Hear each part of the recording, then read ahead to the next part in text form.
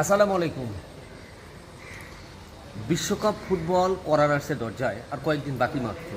তার আগেই অবশ্য ফিফা র্যাঙ্কিংয়ে আর্জেন্টিনা আবারও নাম্বার ওয়ান।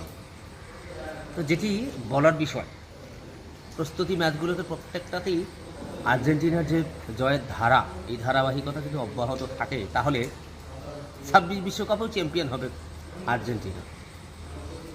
তার আগে একটু সংযোজন করাই যে গতকালকে দীর্ঘ 21 বছর পর অস্ট্রেলিয়াকে পরাজিত করেছে বাংলাদেশ, তাও আবার বাংলাদেশের মাটিতে। এবং এই জয়ের নায়ক একজন অভিজ্ঞ ক্রিকেটার মোসাদ্দেক হোসেন সৈকত।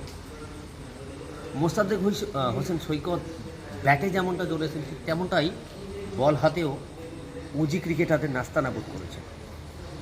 আসলে যেটি বলার বিষয় সেটি হচ্ছে যে অভিজ্ঞ খেলোয়াড়রা কী করতে পারে। অভিজ্ঞ খেলোয়াড়রা যে কোনো মুহূর্তেই খেলা চিত্রনাটক চেঞ্জ করতে পারে। তার জ্বলন্ত উদাহরণ আজকে আর্জেন্টিন লিওনেল মেসি, পাশাপাশি আমাদের গতকালকে অস্ট্রেলিয়াকে পরাজিত করার জয়ের অন্যতম নায়ক মোসাদ্দেক